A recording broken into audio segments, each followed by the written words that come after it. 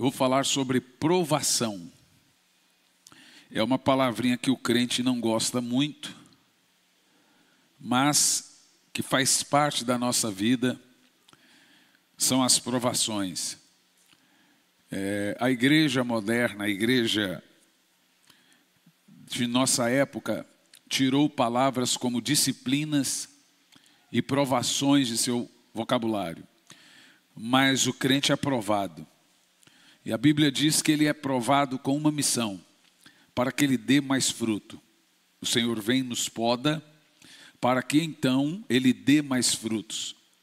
E eu gostaria de mencionar com você aqui, nessa manhã, estudarmos um pouco, a partir da carta do apóstolo Tiago, do capítulo 1, dos versos de 1 ao 18. E quando nós fazemos uma exposição de um capítulo, não sei se você sabe, nós vamos parafraseando esse capítulo. A gente não para ler, porque nós vamos, à medida que o capítulo vai avançando, aí na tela vai deixando, e a partir do verso 1 seguindo, a gente para e vai explicando o texto então mencionado.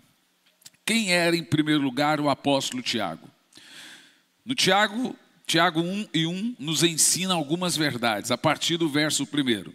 A primeira verdade que nós aprendemos nos versos 1 em diante é que a vida do cristão não é uma redoma de vidro. Que a vida do cristão não é uma redoma de vidro, não é uma colônia de férias. Tiago escreve então aos irmãos judeus convertidos.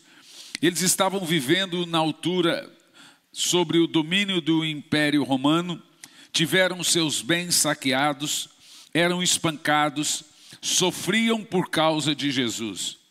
Tiago nos ensina que nós não somos poupados dos problemas, mas nos problemas. Nós não somos livres da fornalha, mas somos livres na fornalha. Aí surgem algumas perguntas. Por que o crente fiel, o crente verdadeiro, o crente piedoso, por que esse tipo de crente fica desempregado?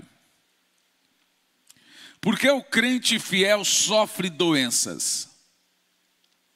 Por que um crente fiel passa por momentos de dor e de sofrimento? É fato que muitos estão vivendo momentos felizes. Eu estou no melhor momento da minha vida. Mas muitos estão vivendo um momento de dor, momento de perda. Eu não sei se foi o ano passado, mas só essa igreja aqui fez 7 velórios. Teve dia que de manhã era um velório e à noite era uma festa. Essa é a nossa vida, né, pastor João? De manhã a gente faz um velório e à noite tem que ir se alegrar. De manhã você chora com os que choram e à noite se alegra com os que se alegram. Nós entendemos naquela altura que era um momento difícil que nós estávamos passando. Essa igreja aqui, essa comunidade, desde que ela começou há 4 anos e pouco atrás, raros foram os momentos que ela não passou por lutas, que não passou por algum tipo de problema.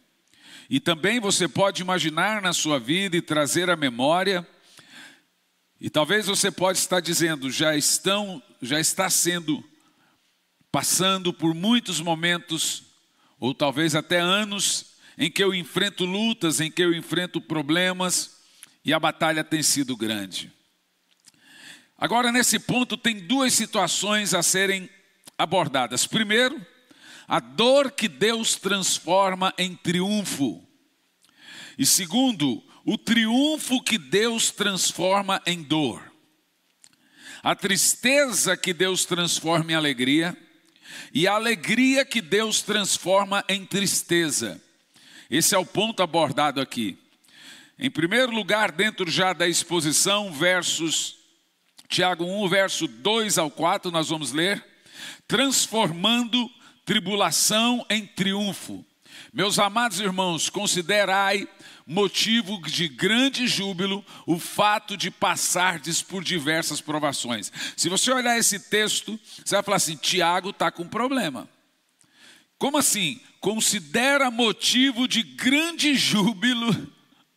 Olha, eu posso até entender que Deus envia provas, mas jubilar, ser alegre, ficar feliz, o fato de passardes por diversas provações. Vamos ver dos versos 3 e o 4. Por quê?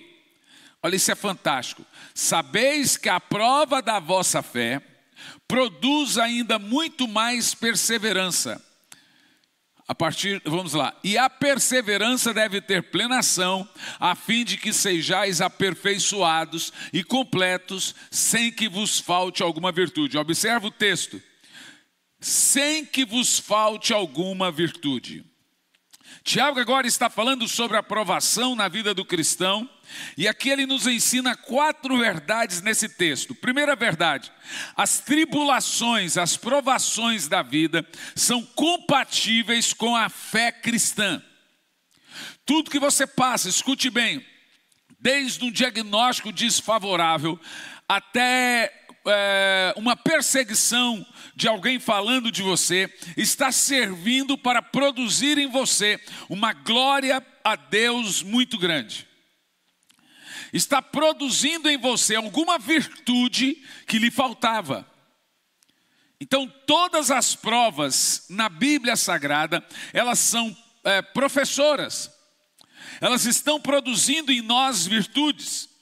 Então, como nós lemos aqui no verso 2, as tribulações são compatíveis com a fé cristã. Por que o crente sofre? Por que crentes passam por privações? Por que crentes sofrem prejuízos? A palavra de Deus nos adverte a esperar, a contar com a aprovação. Ela não será sempre, mas ela vai vir. Jesus disse em João 16:33, no mundo tereis aflições, mas tende bom ânimo, eu venci o mundo. O apóstolo Paulo diz em Atos 14:22, por muitas provações nos é necessário entrar no reino de Deus. Paulo ainda diz a Timóteo, na sua segunda carta a Timóteo, capítulo 3:12, todos os que querem viver piamente em Cristo Jesus sofrerão perseguição. O grande patriarca Jó nos diz em Jó 5, versículo 7, o homem nasce para a tribulação, como a faísca voa para cima. E por quê? Observa o seguinte nesses textos que nós lemos aqui. Não somos desse mundo. Nós estamos aqui de passagem. Nossa terra é Canaã celestial. Nós somos peregrinos nesse mundo. Nosso lar permanente não é aqui. Nossa morada permanente está nos céus. Por esse motivo, enquanto nós estivermos aqui, nós iremos conviver com dor. Nós iremos conviver com sofrimento e com tribulações. Porque todos que estão nesse mundo têm que conviver com essas situações. Eu sei, meus irmãos, que pregadores modernos pregam de uma maneira como se a partir do momento em que você se converteu, você não vai mais passar por dor. Sua família não vai ter mais problemas, você não terá mais problemas. Mas essa é uma teologia chamada teologia triunfalista que não é verdadeira. É evidente que nós temos que pregar vitória para você, pregar que você vai ser abençoado, e isso é muito importante. Mas você também precisa saber que o fato de você ser um cristão não lhe isenta de passar por lutas e passar por provas. Em segundo lugar, no verso 2, deixa aí para mim, as provações são variadas. No verso 2 diz assim: irmãos, considerais o motivo de júbilo. Agora, fiquem presos aí na palavra diversas provações. A palavra diversas aí é a palavra grega para poikilos, e significa diversas cores. O que é interessante aqui é que o apóstolo Tiago, quando ele vai falar sobre diversas provações, ele não está falando diversas no sentido de muitas provações. Ele está falando de diversos tipos de provações. A palavra que nós encontramos aí é o termo diversas cores. Em outras palavras, existem provações azuis leves, existem provações cinza mais ou menos, e existem provações negras, dor, sofrimento total.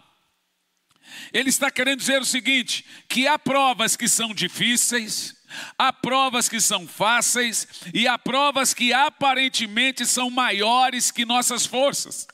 Há provas que nós passamos sozinhos, como Jesus no Getsêmani, e há provas que nós precisamos de ajuda para suportar. Por isso que quando ele menciona o termo diversas, não é muitas, é diversos tipos. Provas difíceis, provas fáceis, provas que precisam de ajuda, é diversos tipos de provações. Mas ainda em terceiro lugar, também no versículo 2, as provações são passageiras. Ele observa o termo passar por várias provações, elas são passageiras. As provações não duram a vida inteira. Ninguém aguentaria a vida inteira de provas. Sempre depois do anoitecer, da noite escura, vem o raiar do dia. Por isso que o apóstolo usa o termo passardes. Toda provação ela é passageira. Observa o seguinte: deserto você não mora, você passa. Mas passa. Imagina você na igreja primitiva, os crentes enfrentando perseguições dos leões infamados da Líbia, os imperadores, aproximadamente quase todos, decidiram que o cristianismo era a doença da época. Eu não sei se você sabe, em nossos dias já estão falando em prender pastores. Já estão criando leis. Então agora nós temos aí o pastor com um pedido de prisão para ele e ficar 5 anos sem pregar.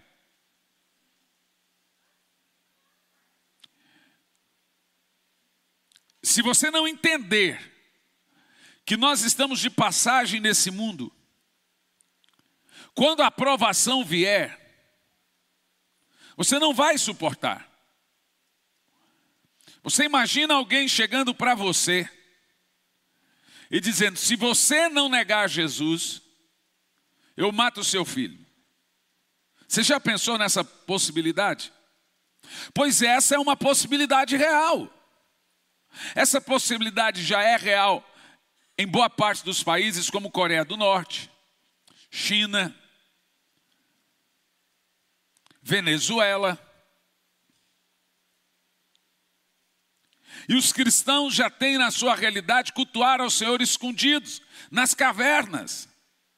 E quando eles vão tomar a ceia, como você vai fazer aqui hoje, eles tomam a ceia de forma escondida. E eles se abraçam e se despedem como se fosse o último culto que estivessem participando. E aí vai por mim, um crente que não está fervoroso, ele abandona a fé, ele apostata da fé. Ele entrega a sua salvação de mão beijada.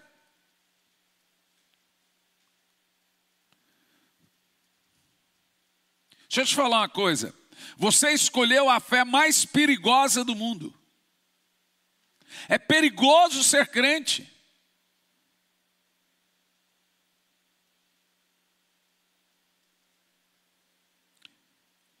A Bíblia diz, Jesus disse: bem-aventurados sois vós quando perseguirem e mentindo disserem todo mal contra vós. Assim também fizeram a mim.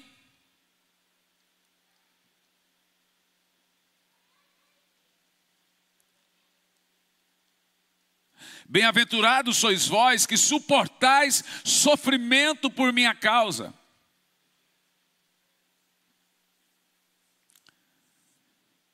Mas em quarto lugar, as provações são pedagógicas.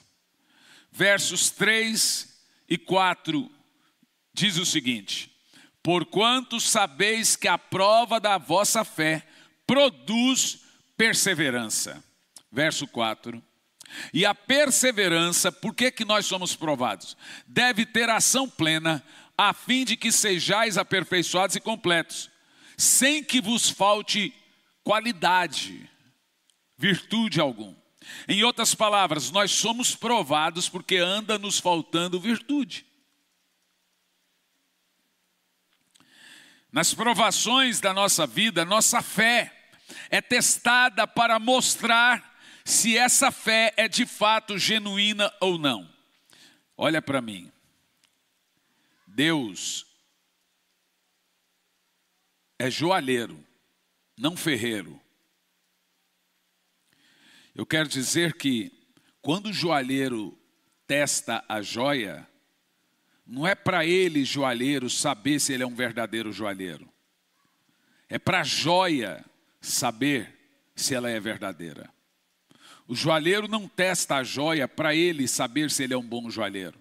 É para saber se a joia é verdadeira.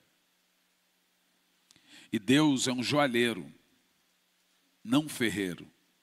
Ele não está atrás de metais vis simples. Ele está atrás de joias, como você. E se você é uma joia ou não, é a pressão, a provação que vai dizer. Uma coisa que eu aprendi sobre provas, que sempre quando você vai mudar de estação na sua vida, sempre quando você vai mudar de ciclo na sua vida, estabelece uma prova.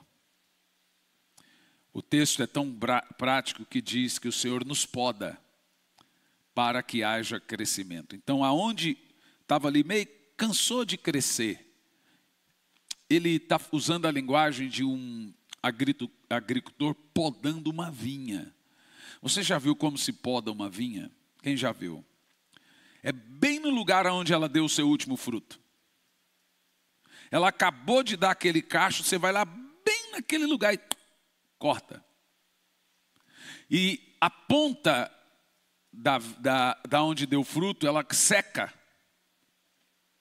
Você já viu isso? Ela seca de uma maneira que se você não for lá e podar, aquele galho não vai dar mais fruto. Aquele último galho que deu o último fruto, ele dá uma secada. Aí você tem que ir lá e podar. É igual o cabelo. O cabelo você corta ele para ele crescer de novo. Quanto mais você corta, mais ele... Igual a barba. Essa coisa horrível, meu Deus. A pior coisa do mundo é fazer barba. E você faz barba, quando você começa a fazer barba, quando criança, ela nasce fininha. Uma vergonha. Aí você vai fazendo e aquilo vai engrossando, vai ficando cada vez pior. Você já viu a unha de uma pessoa? Vou te falar. Meu pai pedia para eu cortar a unha dele. Chegou uma certa estação do mundo da vida que não dava mais para cortar. De tão dura que ficou. Aquilo já não era mais unha, era casco. Mas falando da vinha, os galhos secam se você não podar. E é esse o texto que Jesus usa. Eu podo para que dê mais frutos e esse fruto permaneça. E poda dói, gente. Igual arado. Você já viu o que é um arado? Arado é o seguinte. Pega o arado e você vai arar a terra. Com qual propósito? De pegar as pedras e as raízes e jogar para cima. Por que que joga para cima? Porque se não jogar para cima, quando você jogar a semente, vai bater numa raiz ou vai bater numa pedra. Então você prepara a terra assim, você vem ferindo a terra, rasgando ela. E à medida que o arado vai passando, as pedras, que estavam lá embaixo e a raiz vai sendo jogada para cima e a terra vai ficando fofa. Mas é um processo de ferida. A poda é de ferida. O arado é de ferida, mas se você não arar a terra, ela também não vai dar fruto. Tudo é ferido para ser abençoado. E a linguagem do Senhor é essa, Ele fere as plantas. Eu faço a ferida e eu curo a ferida. Ele fere a terra com arado. Ele fere as plantas com a poda. Aí vai chegar no crente, não, como é que é? Por isso que tem esse bando de crente aí sem dar fruto. Porque não se submete ao tratamento de Deus. Mas pastor, é fácil? Não é fácil.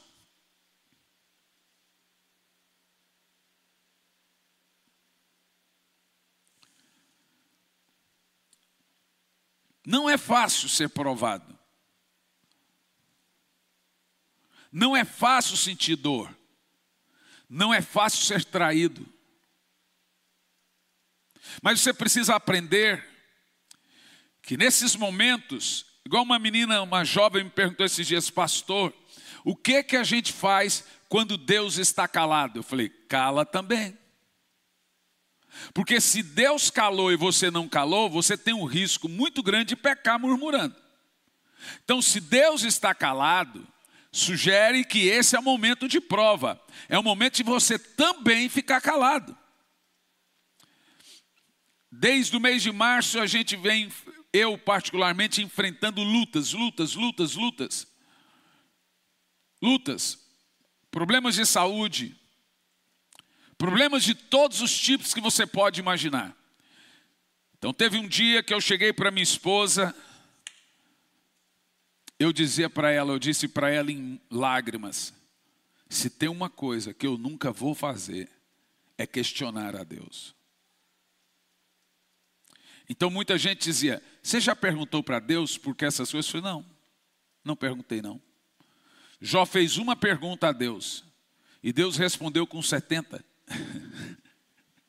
Eu não sou bobo. Ele falou, por que, Senhor? Deus falou, então me diga você, Jó, onde é que você estava quando eu fiz o mundo? Onde é que você estava quando eu fiz o Leviatã? Onde você estava quando eu fiz o hipopótamo? Onde você estava? Vai falando, me diga isso. Chegou ao final, Jó disse, bem sei que tudo podes e que nenhum de seus planos podem ser frustrados.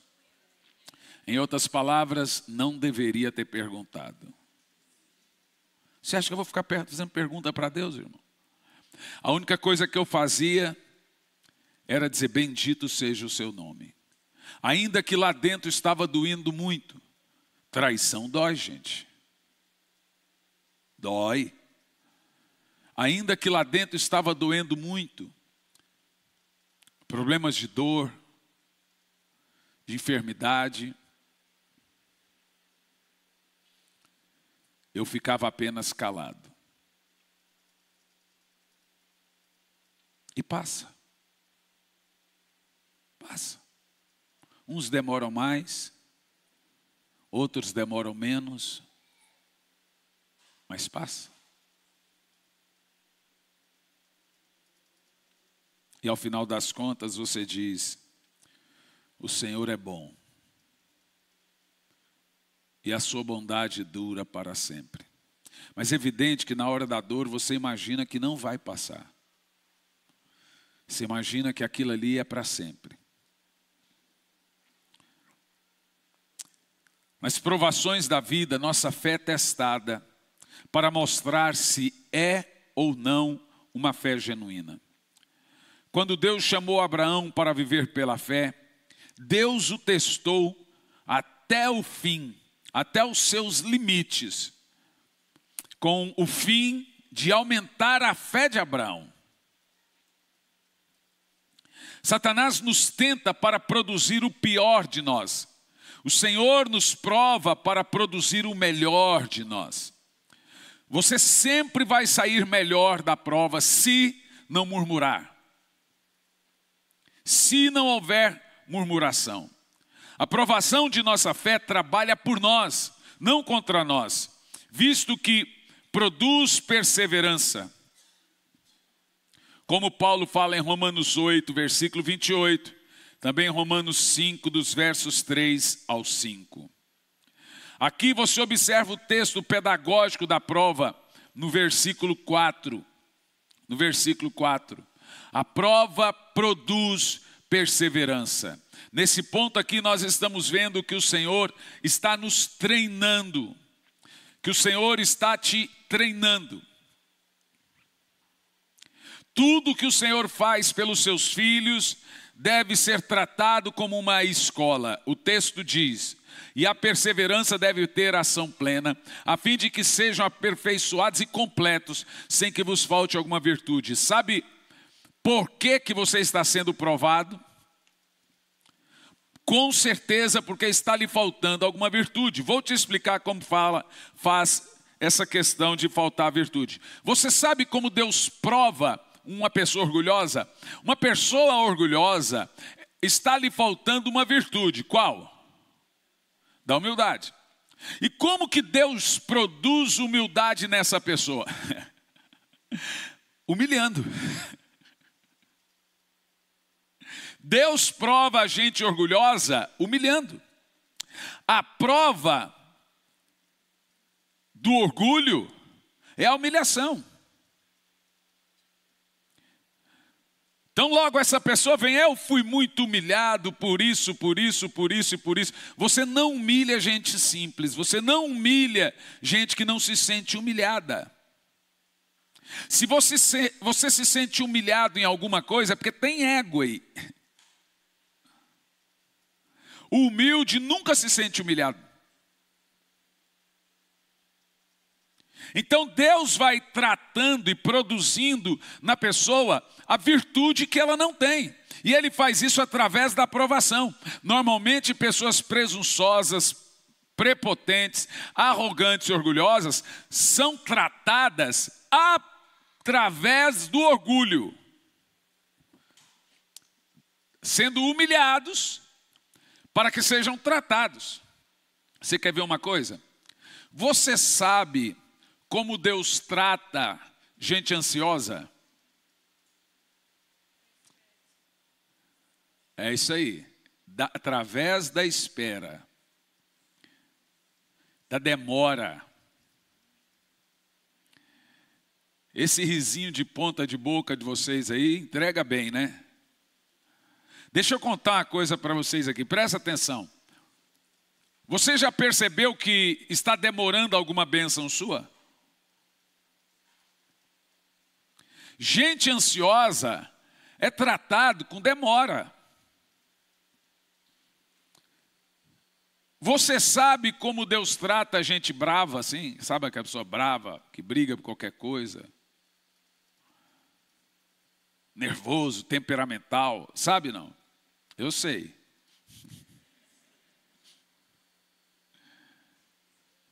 Com provocações.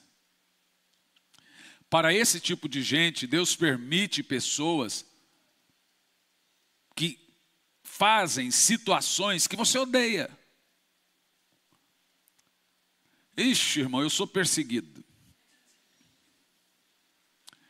Eu costumo brincar, avião, dentro de avião, em hotel. Você não tem noção, só acontece comigo. Não importa o hotel que eu tiver, vai ter alguém batendo um martelo e um esmeril do lado.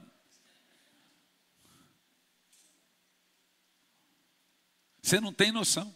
Estava agora, esse final de semana, com a minha esposa em São Paulo, no quarto andar, e está lá, o hotel, a partir das 6 da manhã, e o outro,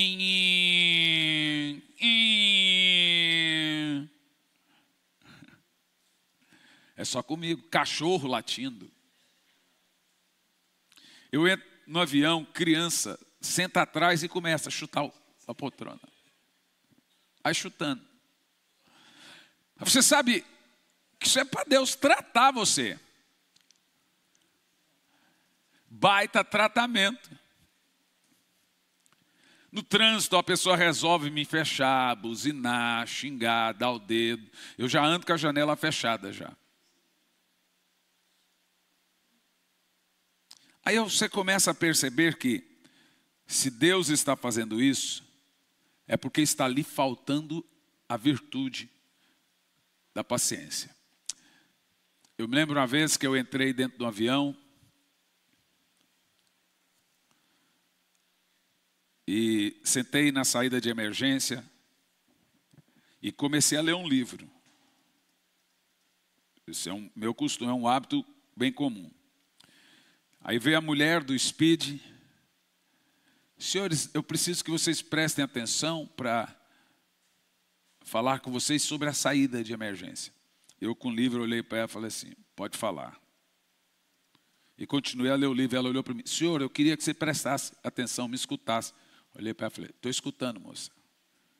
Não sei o que, não sei o que, não sei o que. Porque um pouco a mulher foi e puxou o livro da minha mão. Tem alguns aí que se viram em mim agora, né?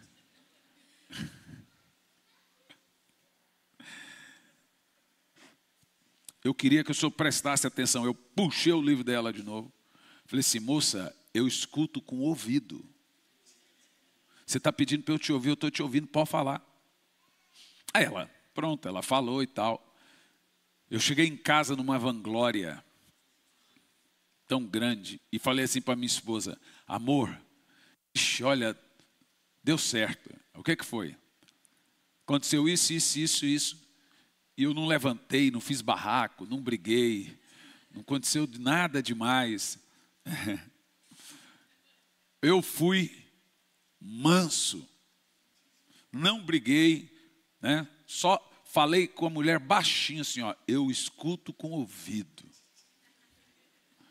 A minha esposa, cheia da marra, olhou e falou assim, você foi o manso, mas não foi humilde. Eu olhei, as ideias, por que não? O que eu fiz de errado agora? Se você fosse humilde, você teria guardado o livro. Eu falei, também, tem que ser santo agora. Eu não sou santo, tem alguma auréola aqui também. Mas essas coisas, irmãos, elas não acontecem ao acaso. A provação. Você sabe que de todas essas esferas, quem é o que mais sofre? É o orgulhoso. Porque o tratamento de Deus para uma pessoa orgulhosa é de todos os tratamentos o mais pesado. E agora veja bem, todo mundo aqui tem um pouco de Adão dentro de si. Tem uma natureza adâmica dentro de si, não é verdade? A maioria de nós, ou todos nós aqui agora, precisamos de alguma virtude. É verdade ou não é? E como que Deus produz virtude em nós? Através da provação. Você vai ficando bom. A gente brinca, vai dizendo assim, você vai ficando casca grossa, couro grosso. Como Isaac disse para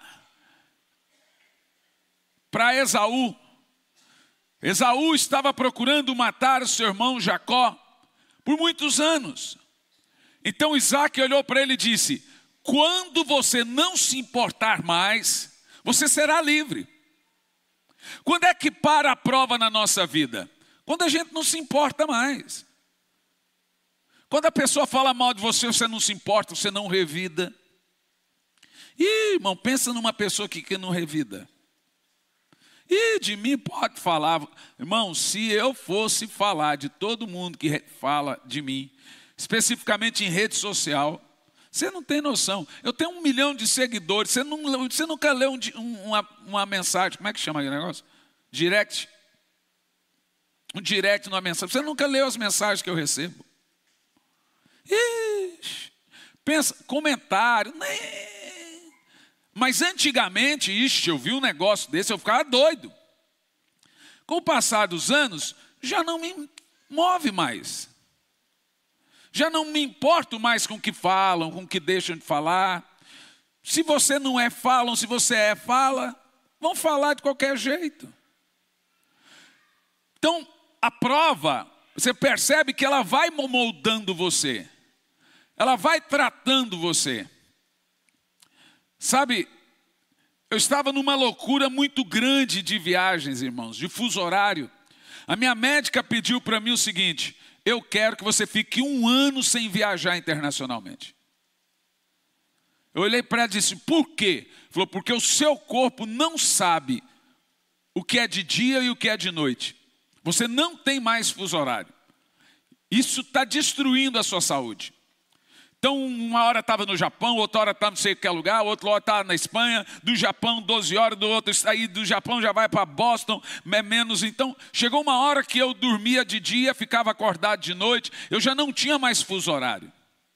Ela falou assim: você precisa ficar sem viajar, porque daí, disse ela, a partir daí o corpo vai entender de novo o que é noite, o que é dia, a hora de dormir, a hora de ficar acordado. Para mim foi uma luta, gente. Toda a agenda lotada internacionalmente, tive que abortar tudo.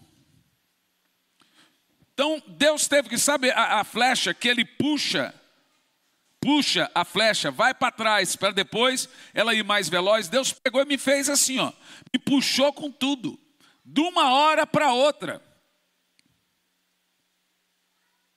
Fiquei proibido de fazer viagens nacionais com mais de 4 horas. Porque eu já não tinha mais fuso horário, já não tinha mais saúde. Quantas vezes eu cheguei aqui direto do aeroporto, daqui direto para o aeroporto, e do aeroporto direto para o culto, só via minha família aqui no culto. Quantas vezes isso aconteceu? Então era uma agenda muito desorganizada. Quando aconteceu todo o fato com a gente, sentei com a minha esposa, fomos orar a Deus. E a palavra que veio do Senhor para mim é: organiza seu ministério.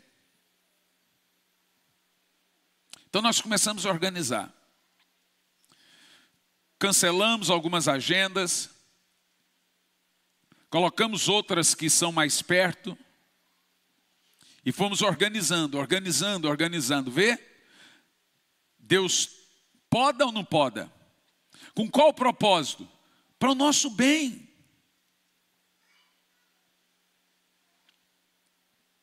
Para o nosso bem. Como lidar de forma sábia com as provações? Versos 5 ao 12. Agora, a verdade é que nós precisamos lidar de uma forma sábia com o momento de provação. Você já aprendeu que as provações são necessárias. Você já aprendeu que as provações são variadas, de vários tipos. Você já aprendeu que as provações são pedagógicas. Elas vêm para nos ensinar, para nos treinar, para nos tratar. Agora vamos entender que não tem como evitar provações. Não adianta orar: Senhor, me livra da provação. Apesar de doer, elas são para o nosso bem. Então não tem como evitar as provas.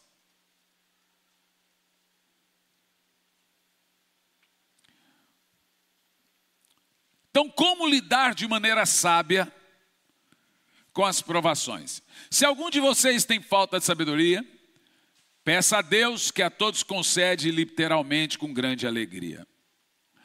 Todavia, peça com fé, sem qualquer sombra de dúvidas, pois quem crê com reservas é semelhante à onda do mar, agitada e levada pelo vento.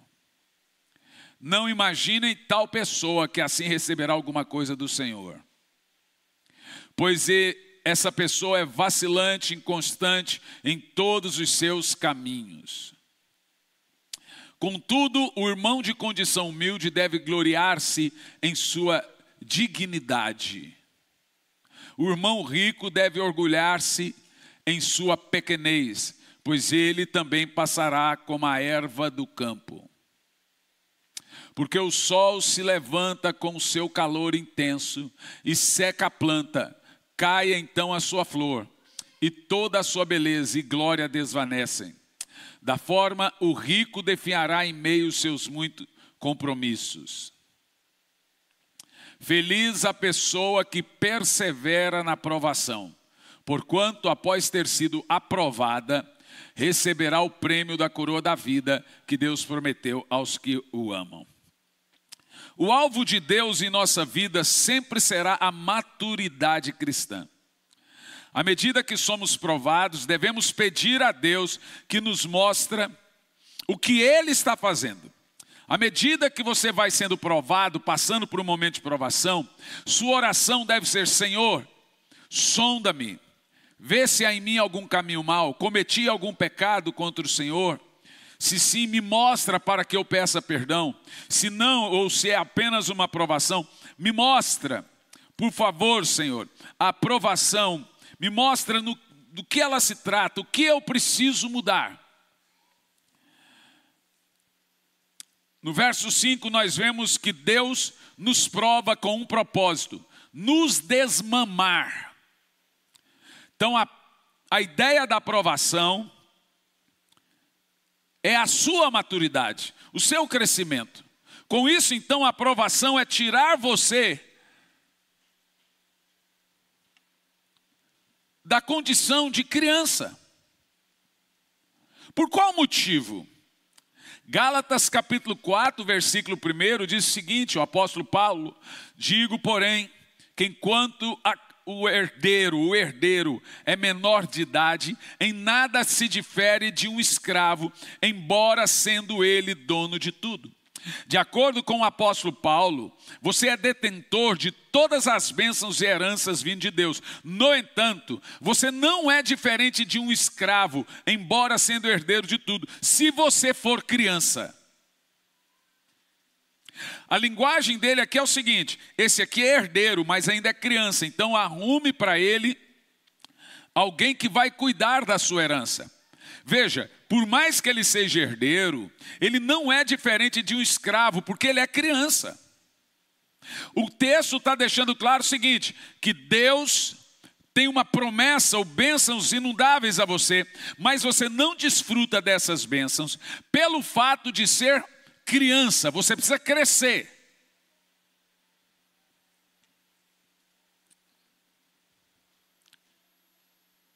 Deus nos prova para nós sairmos da condição de criança e alcançarmos a maturidade.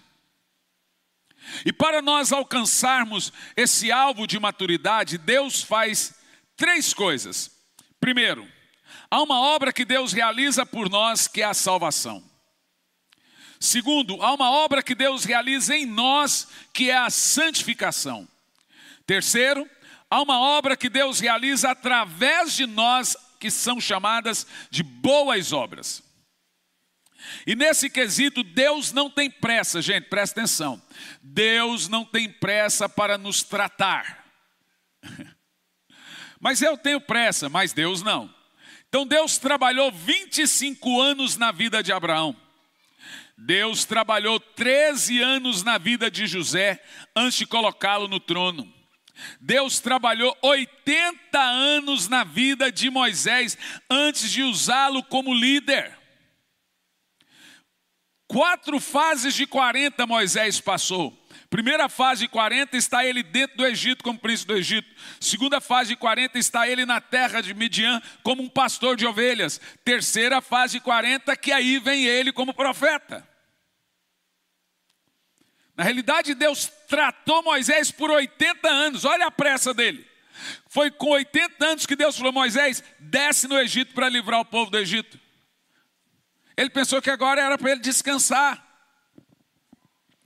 O que eu estou dizendo para vocês é que Deus não tem pressa em nos tratar. Eu já estou 20 anos nisso, 10 anos nisso, 15 anos nisso. Jesus trabalhou 3 anos na vida dos apóstolos antes de enviá-los ao mundo. Jesus trabalhou 14 anos na vida de Paulo antes de começar a usá-lo como grande apóstolo. Você começa a perceber que o tempo em que Deus trabalha na vida das pessoas não é curto, não.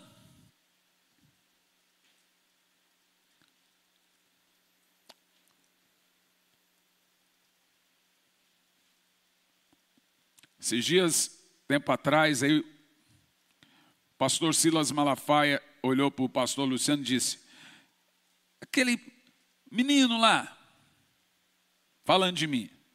O Luciano falou assim: não é menino não. Quem vê cara não vê coração. Uma irmã agora lá na igreja, pastor Simar, falou: meu Deus, parece um menino. Eu falei: não, minha irmã, acho que você está confundindo. Quem vê cara não vê coração.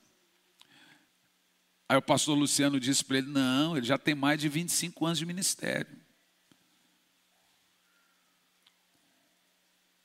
Sabe, todas as igrejas que eu prego eu volto. Eu acumulo amigos. Eu não troco amigo. Tem gente que troca amigo. Eu acumulo amigo.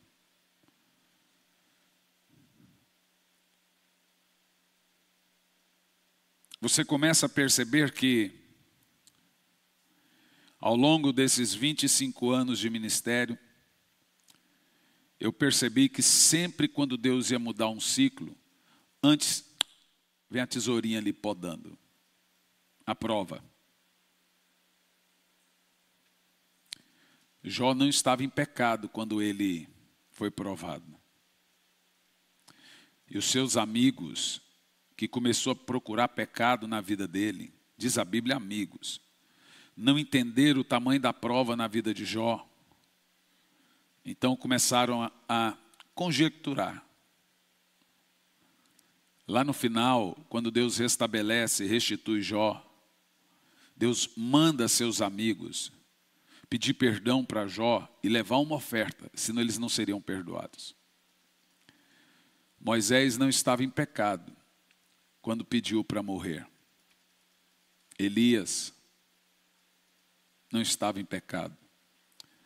Eu posso fazer uma lista de muitos servos do Senhor que, em meio à prova, entenderam que essa prova ia passar. Mas na hora da prova eles aprenderam que a maior arma que existe é o silêncio, para você não pecar. É o texto: agir de forma sábia em meio à tribulação.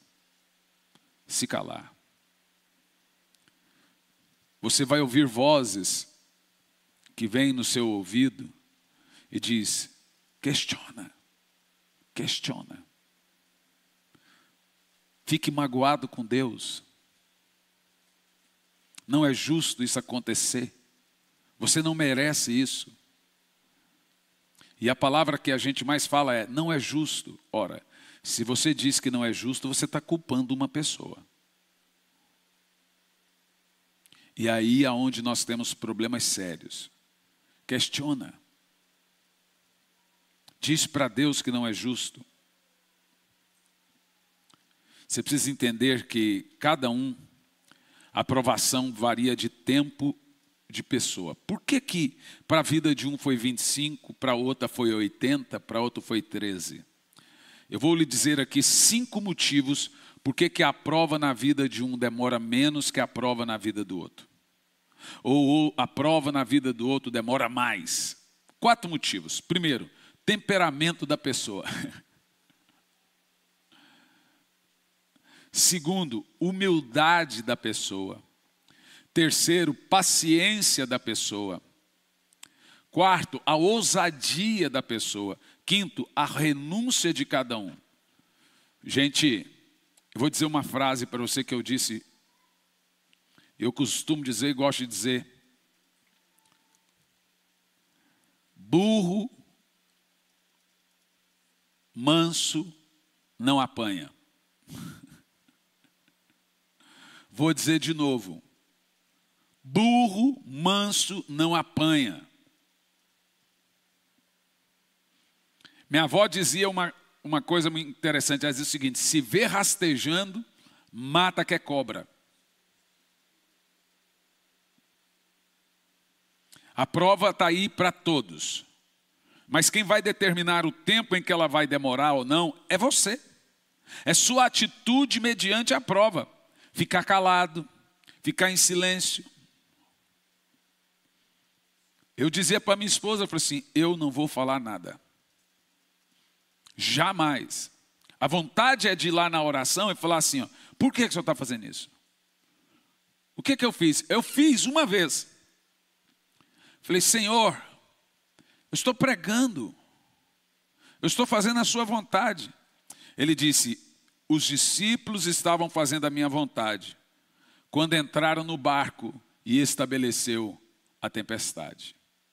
Fui eu que mandei eles entrarem no barco e vi a tempestade. Mas entenda que a promessa de Deus, de Jesus para os discípulos é, vamos chegar do outro lado. Ele prometeu que chegaria do outro lado. Ele não prometeu que ia afundar o barco. Veio a tempestade, fez um barulhão, mas o barco não afundou, porque ele prometeu que iria chegar. Eu estou aqui para dizer que aquele que fez a promessa é fiel e verdadeiro para fazer cumprir. Uma das coisas que eu aprendi a passar por provações é, na hora da oração, ir lá e pregar as verdades bíblicas para mim.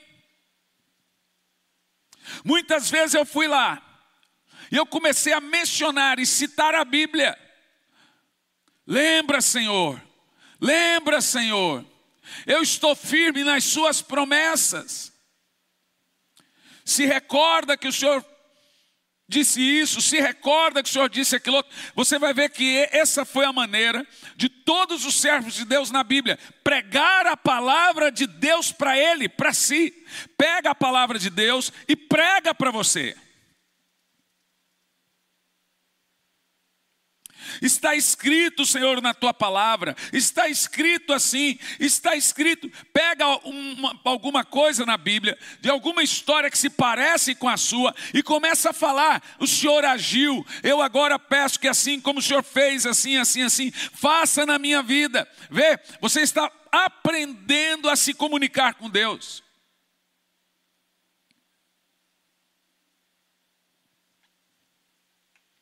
Do contrário, você vai fazer como muitos na Bíblia, questionaram a Deus e vão morrendo no deserto.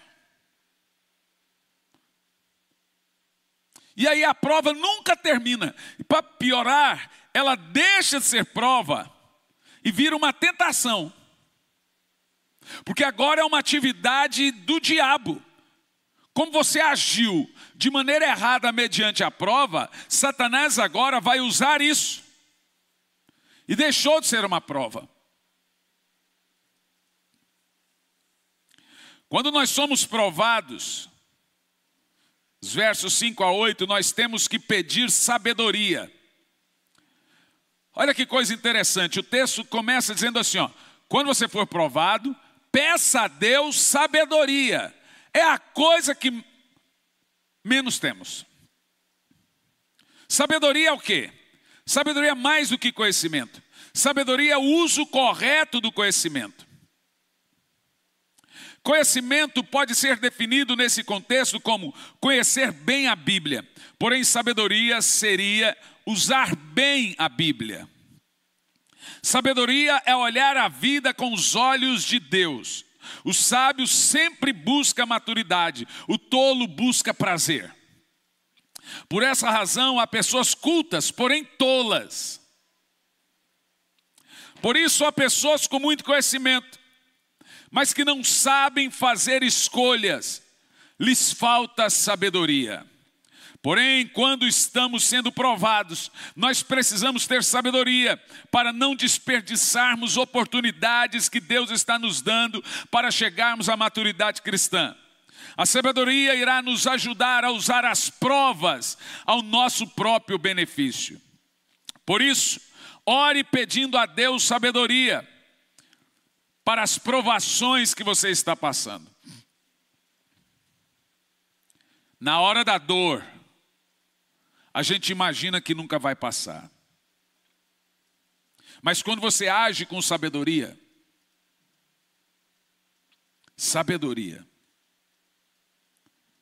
Deus vê isso. Tiago nos ensina 3 coisas em cima disso aqui. É da natureza de Deus dar sabedoria. Deus é a fonte da sabedoria e Ele é o doador da sabedoria. Versos de 1 a 8, quando somos provados, precisamos orar com fé. Agora nós temos aqui um paradoxo, porque na hora da prova você está sem vontade de fazer qualquer coisa. Mas se você orou pedindo sabedoria, em todos os textos aqui você vê, na hora da prova você tem que orar. A coisa que você mais tem que fazer é orar. Orar pedindo sabedoria. Orar com fé. Orar. O que nós fazemos na hora da prova? Abandonamos a oração. É um risco. Porque você fica andando em ciclo. A prova nunca acaba. Porque você está lidando de maneira errada com a aprovação. E Tiago compara o homem que ora a Deus com 3 figurinhas. Primeiro, ele é como quem não ora, né?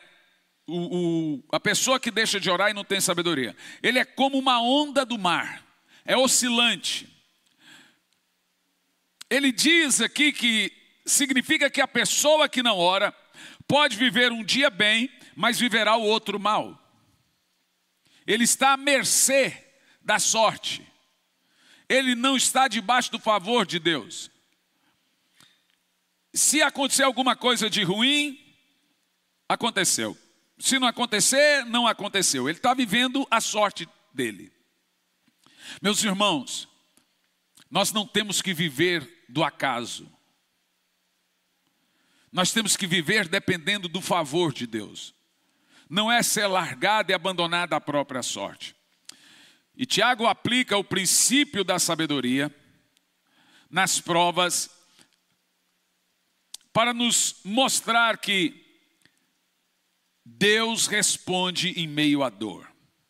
Ele diz que quando somos provados, precisamos nos alegrar com as riquezas espirituais. E que riqueza espiritual é essa? As virtudes que nos faltavam.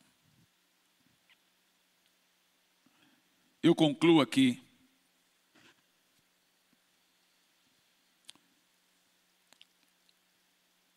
lhe dizendo algo. Nem eu, nem você estamos isentos das provas. E talvez aqui, nesse exato momento, há pessoas passando por provações.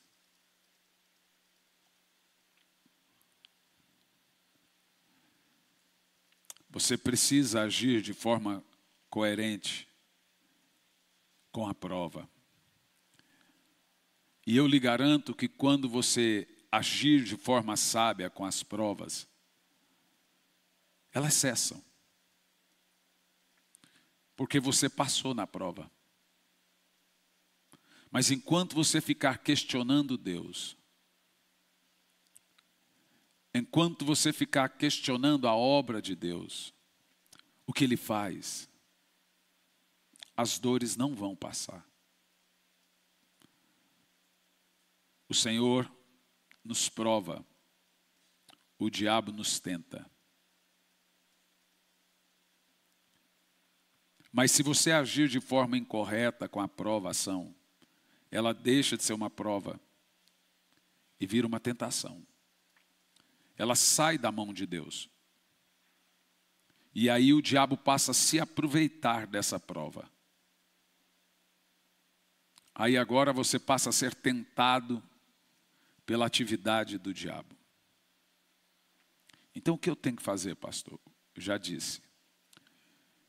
Ore com fé. Ore por fé. Ore pedindo sabedoria e fé. Na hora da oração, pregue para você as verdades bíblicas. Segure-se nas promessas que Deus te fez. Olá, gente querida, que Deus te abençoe de uma maneira sobrenatural. Já tem algum tempo que nós estamos realizando a Escola Integral de Profetas. Muitas pessoas têm saído dessa Escola Integral de Profetas capacitados. Muitos têm descoberto seus dons, muitos têm saído renovados, muitos têm saído cheios de uma certeza que o Espírito Santo irá usá-lo. E agora, nos dias 12 a 15 de novembro, estaremos em Sumaré, na Estância Árvore da Vida, promovendo a Escola Integral de Profetas. O que nós teremos ali? Teremos uma manifestação sobrenatural do Espírito Santo, preparando e capacitando você para o ministério. Não só líderes, todos que quiserem participar da Escola Integral de Profetas podem participar. Serão 4 dias muito intensos, cheios do poder do Espírito Santo. Toda essa escola é preparada para você. Eu estarei ali ministrando, teremos outros ministrantes também, professores. Teremos vários ensinos, várias matérias que preparam você para o ministério. A inscrição é pelo meu site, hernanisantos.org, e ali você vai fazer a sua inscrição. Tem vários tipos de inscrição, desde o alojamento a um apartamento. Olha, eu não quero ficar em alojamento, eu quero ficar sozinho dentro de um apartamento. Você tem essa modalidade também. Foque no que Deus vai lhe dar, no que Deus vai dar a você, na capacitação, naquilo que você vai aprender, naquilo que você vai ouvir. Serão dias sobrenaturais do poder de Deus. Você é o meu convidado, te aguardo lá.